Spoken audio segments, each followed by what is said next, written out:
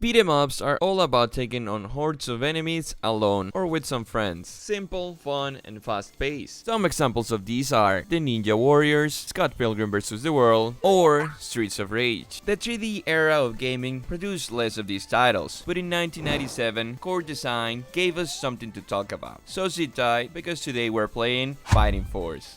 Once inside the game, you can see a menu way ahead of its time, since it's actual gameplay visuals. Just two options in the main menu. Life was way simpler before. When starting the campaign, you get to choose one of 4 different playable characters. You got Alana, long range, low damage, but high speed brawler, good for exiting combat safely. We got Smasher, your high damage, very slow kinda guy, made for big crowds of enemies. Hawk, who is your jack of all trades. Balance, and also is the one I always used to play as a kid, because he looked cool. But in this playthrough, I wanted to try something different, and I went with Maze. Similar traits to Alana, but different combinations. The game starts with absolute no context of what's going on. A chopper drops you in the middle of a closed street, you give a couple of steps forward, and some tuxedo and glasses looking dudes are looking for some trouble. Some of them are actually called dudes. When defeating enemies, they will sometimes drop sandwiches that obviously recover your HP, or valuable items that will increase your score. Your score is just a number, it has no value whatsoever, giving the game an arcade feeling that I appreciate a lot. There are weapons of all kinds, enemies drop them, or you make them appear via vandalism, giving you the choice of fighting any way you see fit. I don't know if I've mentioned this before, but this game goes about fighting. With all the bases covered, let's go fully into gameplay. The level design is very detailed throughout the game, considering this was made in the 97. As you progress, you can tell very well the wheres and whens of what you are doing. The whys, not so much. Every step you take, enemies will spawn, and after defeating those enemies, more enemies will spawn. And it's like that until the end of the game. So after clearing the elevator, we go to the top floor, where more enemies are waiting for us. This time in a different attire and setting. They were no match for us, so we entered the door they were guarding. Inside, the evil mastermind behind all this. And you'll ask, Georgelis, what's this? Well, apparently that bald man we just met is a scientist that predicted the world to end in the year 2000. The moment he realizes that's not gonna happen, he decides to make it happen himself. Very evil if you ask me. To some people, he's a prophet, so they support his cause. His methods of achieving the apocalypse outcome, I don't know,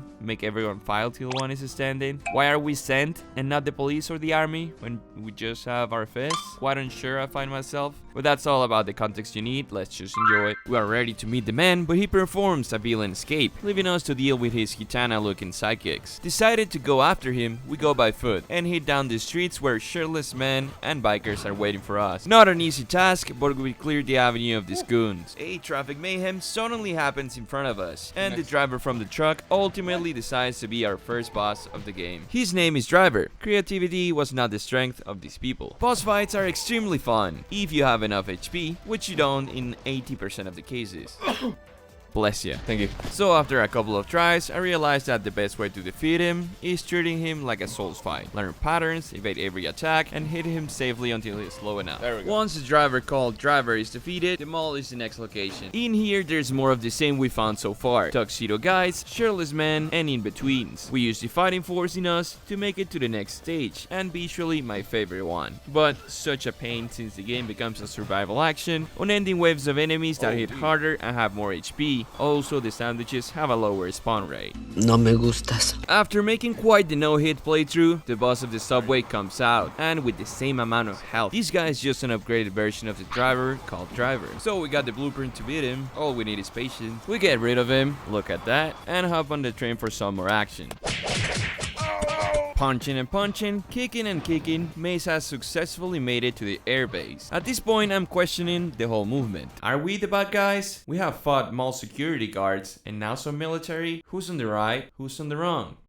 I guess I'll just keep playing. No joke, we beat the whole airbase to the point they have to ask for reinforcements several times. This whole section of the game concludes with a boss fight. Not a big guy, but a jetpack user called Jetpack. I'm not even gonna comment on it anymore. Jetpack is defeated the same way as the other bosses, and we bore a bat plane somewhere else. This takes us to another airbase. I'm assuming we're closing in on the bad guy. There is no difference here, other than the waves of enemies coming flying bikes. We defeat everyone around, go inside the offices, repeat the morning routine, and investigate further inside the airbase. With that stage completed, we get this cinematic that I don't know what really means. The plane we came into the island gets taken down, but we're already in. Seems like we are in some secret evil laboratory, where radioactive scientists and guards with electric gauntlets are the foe to face. Extremely difficult area that took me several tries. In here, we find out that they were creating a cryogenic fighter that could heal himself. Obviously, us, the main character, deal with this and get rid of it for good. I have to do that again. At this point, it was getting too repetitive, so I took a break and came back to end the game. We take an elevator that I'm assuming is a segue to the final boss. In here, nothing new, the strongest minion so far, flying back reinforcements, 40 minutes of pure patience and trying not to get hit. Having defeated a considerable amount of the population, it's time for Zhang, the criminal mastermind, which is actually a fair and enjoyable fight. Somehow has a smaller HP bar than other bosses, but definitely hits harder, and the map is full of different weapons, so you can choose your favorite way to end it. I died a couple of times here and there, but not in an unfair way. Couple of shotgun shots and Zhang is defeated. We have completed Fighting Force. Next scene we know, we see a cinematic where some choppers rescue us, I'm assuming, and the whole island explodes and the laboratory with it as well.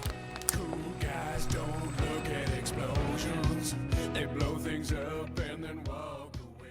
The capture of the evil cult leader has made the news. Apparently he's detained in a max security jail where we can see he's still wearing the same outfit, and the credits start rolling. Definitely a fun game that under today's standards could be lackluster, but 20 years ago a masterpiece that I replayed endlessly as a kid. Mind you, I didn't have a memory card at the time, so I never got to see the ending of it. It has a sequel that I know it's still good, but doesn't have quite the same concept. Down the road I will play it and see what's up, but that is all for Fighting Force 1 and this video. Big thanks to Martin Eidos for the sound, and if you like the video, do click the like button and subscribe. It helps me out a lot and might help others find the video too. You can follow me in my other socials and tell me all about your morning routine. With nothing else to say, good night. Keep walking, you're cruising.